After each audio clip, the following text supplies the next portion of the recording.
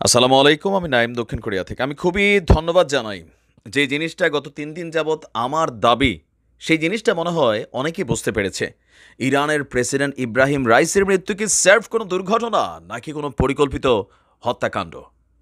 আলামতগুলো বলছে যে এটা পরিকল্পিত হত্যাকাণ্ডেরই কিছু অংশবিশেষ। আর দিন শেষে সেই বিষয়গুলোকে মাথায় নিয়ে রাইসের মৃত্যু নিয়ে তদন্ত শুরু হতে যাচ্ছে। আপনার বিষয়টি নিয়ে ইতিমধ্যেই একটা তদন্ত কমিটি করেছে ইরান। আর সশস্ত্র বাহিনীর chief of staff major general Mohammad বাগেরি উচ্চ পর্যায়ের একটি প্রতিনিধি দলকে এই তদন্তের দায়িত্ব দিয়েছে।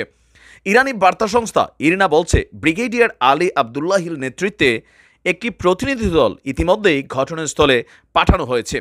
চলছে আপনার ব্যাপক ইনভেস্টিগেশন যে আসলে ঘটনার পেছনে কি আছে। তো আমরা আপনাদেরকে বেশ কিছু জিনিস আমার কাছেও মনে হয়েছে যেগুলো একটু মানে বৈসাদৃশ্যপূর্ণ। তো চলুন দেখি সেই বৈসাদৃশ্যপূর্ণ জিনিসগুলো কি।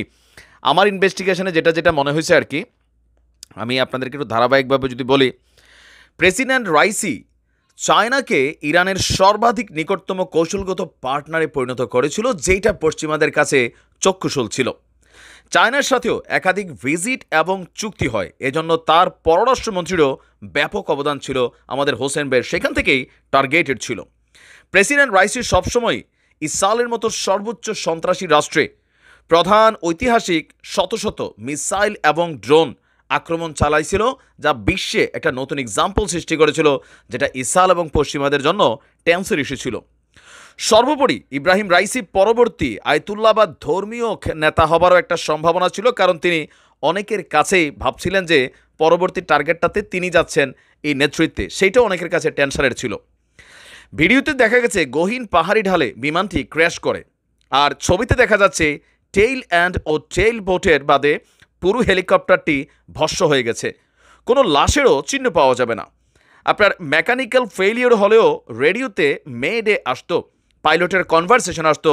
আর যদি কোনো প্রি প্ল্যান্টেড এক্সপ্লোসিভ ডিভাইস থাকে তাহলে এয়ারক্রাফট আপনার মানে ধ্বংস করবে, বা যদি কোনো মিসাইল হিট করে। আচ্ছা, আমরা যদি দেখি আগের প্রেসিডেন্ট যারা ছিলেন এদের মধ্যেও অনেকের সাথে এই ধরনের কাহিনী কিন্তু ঘটছে।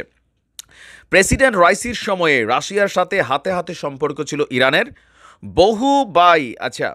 বহুবারই ল্যাটারাল ভিজিট এবং চুক্তি হয়েছে। উল্লেখ্য, এই সময় গুরুত্বপূর্ণ অবদান রাখা পররাষ্ট্রমন্ত্রী আবদুল্লাহিয়ান ভাইও যথেষ্ট ভূমিকা রেখেছেন।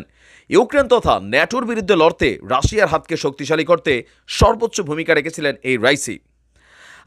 আমরা যদি দেখি যে তাদের বহন করা হেলিকপ্টারটি ক্রাশ করেছে, হেলিকপ্টার ক্রাশ সেটি কেউ বেছে নেই।